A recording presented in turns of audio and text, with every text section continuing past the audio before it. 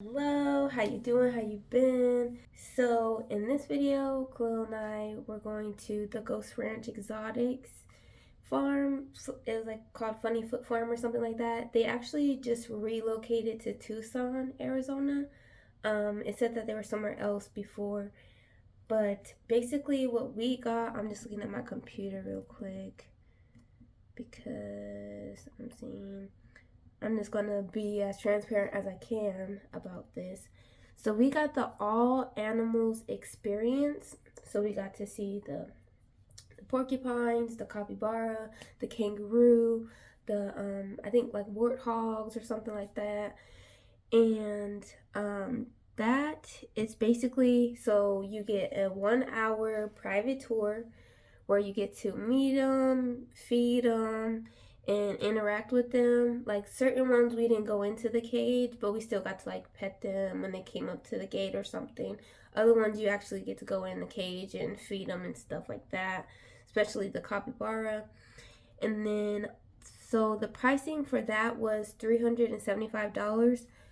In my opinion, I think it was well worth it. I feel like this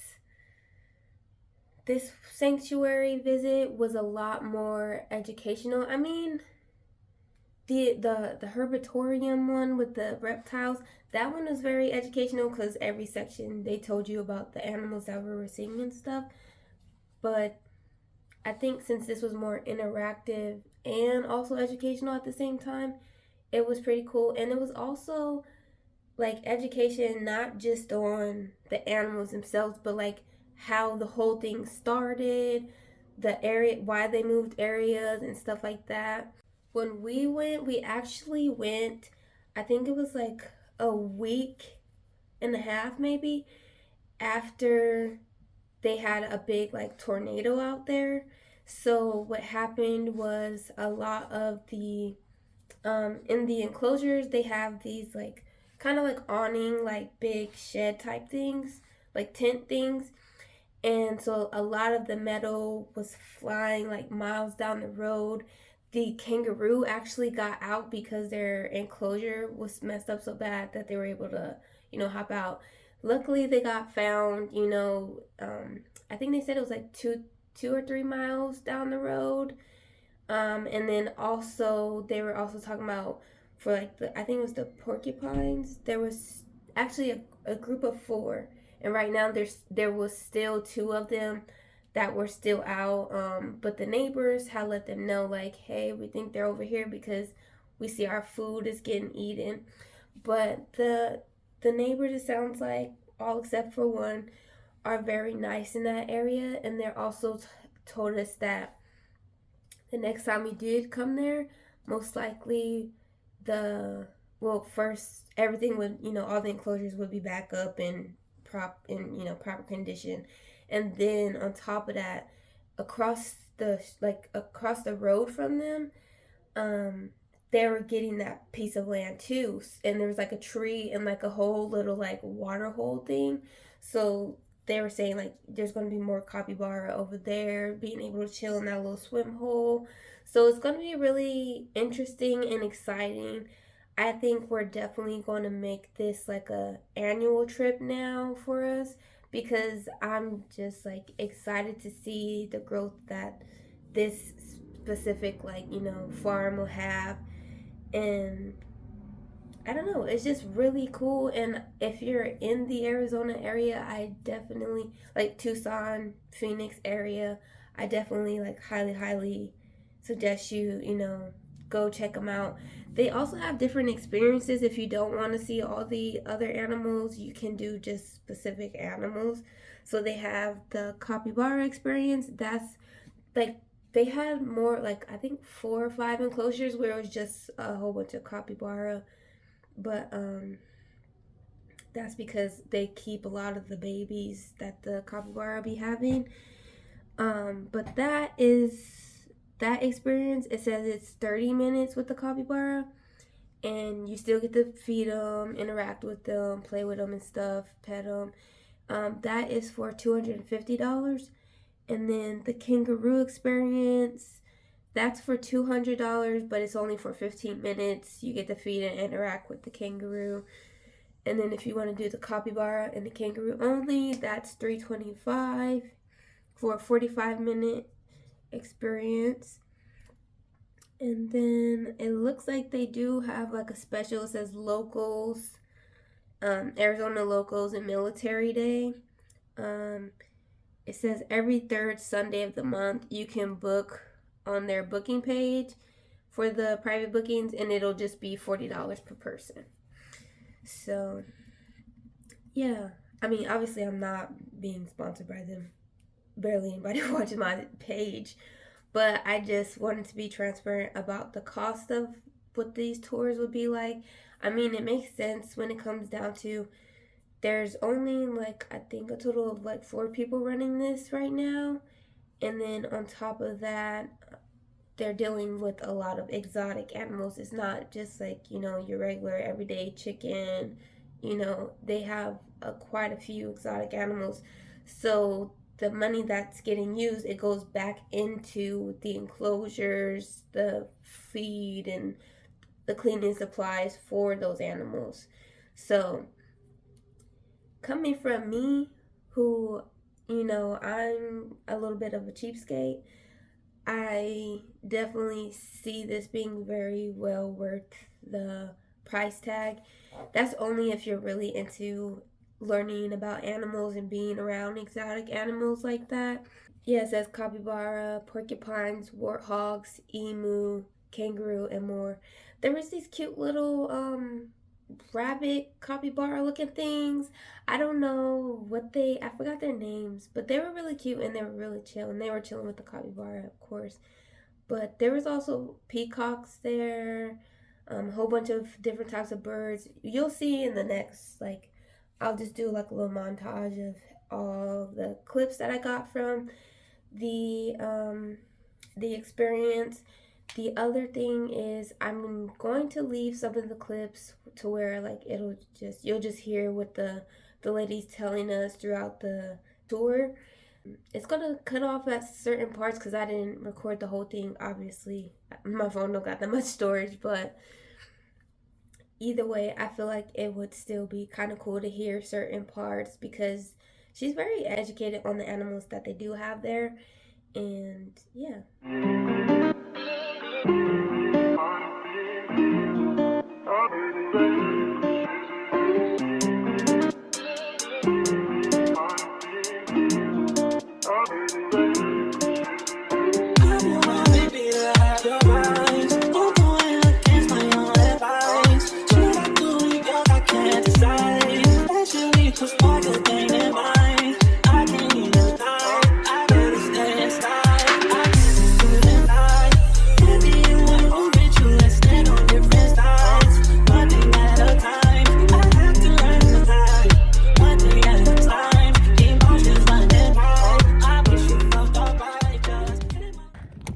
Alright, so we are heading to the exotic farm, and maybe I should have wore a full-length shirt. I have like a little crop top.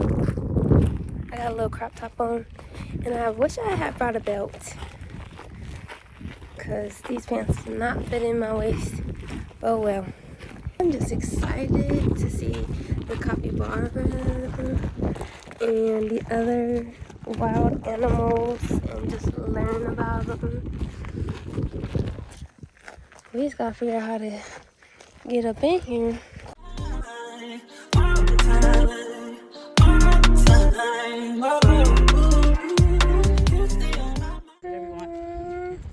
In the end, we'll get Gunner to get up. He's our water buffalo. Oh. And he is just a big giant baby. Goats, and everybody else is some form of miniature goat. Oh. The little mini La Manchas and mini Nubians. This one is so cute. Right, yeah, silky fainting goat. Oh.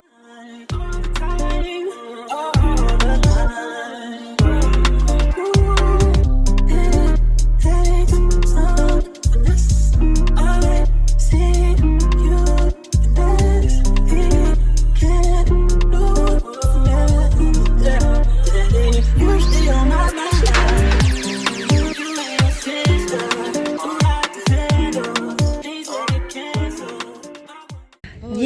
I saw that. I don't need an ostrich. They're so big. Because these guys have they have wings, but they don't use them like ostriches. Species about full grown at that size. Live about 150 years though. So. Oh wow. This year. It's gonna names from those little warty protrusions on the side of their faces. Oh, so it helps protect their eyes when they finally grow those big tusks. It helps them protect from doing damage to each other when they fight over girls or food or whatever it is. And the boys have a second pair here that the girls don't have. Okay. It does take about 3 years for their tusks to grow. They are little kids forever. They will actually stay with their herd that whole entire 3 years until they're ready to go and make boys get all kicked out to go make their own herds. Okay. So like this farm and everything you've done, has it been like a dream since you were like a kid or? It was something Yeah, give it to the girl. Before. No, before this we had another weird animal business. We were the largest retailers of exotic pet bugs in the world. So African porcupines are only quilly from the middle back. So everything up front and on top is just coarse modified hair. Somebody like belly rubs hard. The ones on the back are actually sharp. See, they are, but they use them more like giant whiskers than actual weapons. Most of them are really flexible. They're not like super sharp. They're not gonna hurt me. They break the tips off pretty easily. Oh wow. She's waiting for sweet potato. Oh, she's gonna sweet potato. She loves sweet potato. You coming soon? But there are quills in the quills that are way deep in there, much stronger, much more stable, not very bendy, could be sharp, but they'd have to turn around backwards to actually hurt you. It's a really bad delivery system. You really don't want to turn your back on something trying to eat you. Right. So 3 times bigger convinces you not to eat them. No, Sage, you're not coming? Not coming out. I'm not sure about in here. But great color. Oh, she'll take food to the water and rip it up with her feet and eat it like a parrot. It's ridiculous looking. So Boom here is a chachalaca. Oh, he's a South American bird, super duper friendly. Oh, fully flighted and just wants to come out and hang out on my shoulder. Hen in there too. Something happened to her leg in the storm, but she's walking on it now, and it looks like it's healing up. There's no outer signs of trauma, and nothing's broken. So That's good. So now she's walking on it and eating all right. It's just a big. Surprising thing is it's not smelly at all. These guys. So cute. They got the pig. I know you lived in the middle of Eloy, in the middle of nowhere, with one person. So, yeah, so, like, and other dogs, and the other dogs are like, no, we grew up with people, we're fine. Oh, so kind of like chinchillas. Super dusty, yep, just like chinchillas. Need water, like greens. Is this the one that? This is the boy. So, nope, this is our youngest girl. This is the Kit youngest Kat. girl. Our youngest girl in here. Okay. You gotta finish the hay in your mouth before you can eat other stuff. Yeah. They do sound like guinea pigs. These two ladies, that's Jade and Pearl, when they're pregnant, they weigh about 180 pounds. Oh my goodness. Big, giant girls. Really big. Yeah, and we're pregnant, aren't we? Yeah, I can see your belly. Yes, I can. We're going to have babies next month probably, because you're just starting to get all lumpy on the sides. Yeah, that's almost the same size. So, and he's the biggest, sweetest cappy we have probably too. Well, biggest, sweetest male. No. And he's actually the first capybara imported into the U.S. in about 25 years. Wow. So he's the only new blood in the U.S. Basically, all your capybaras are related to each other, except for him. Wow. So we produced a half new line. Hoping eventually to get more in. He was supposed to be a girl, but I'm happier that he was a boy.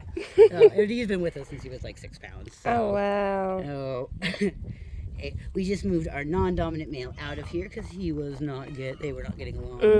But that was always the plan. He was to go to our home herd anyway and replace our oldest male when he passed. He passed earlier this year. He was 12 and not friendly. So he was a great breeder. And Uh-huh. Like, it's like, I didn't like this, but I knew you. I don't care. That is too funny. Like when you talk to your family and stuff about it. You can reach it when you my little daddy. This year. Oh, Big 21. Hi. He's a little on the chubby side for a miniature donkey, but I figure if you're named after food and you're you know past middle age, you can be chunky. I have no right to judge. Overall, I give this experience a 15 out of 10 because it was just great. Even though the place was messed up because they were collecting back all of the metal scraps that flew into other neighbors' yards and stuff. It still was really cool. The people who worked there are really nice. The lady in charge of it is really nice. And the animals were really chill. The only thing I would say is I wish I had a little bit more time with the goats. But, I mean, that's okay. I had a whole bunch of time with the goats in the other Farm Angel sanctuary that I went to. So, yeah. If you look good at that, if you look good at that.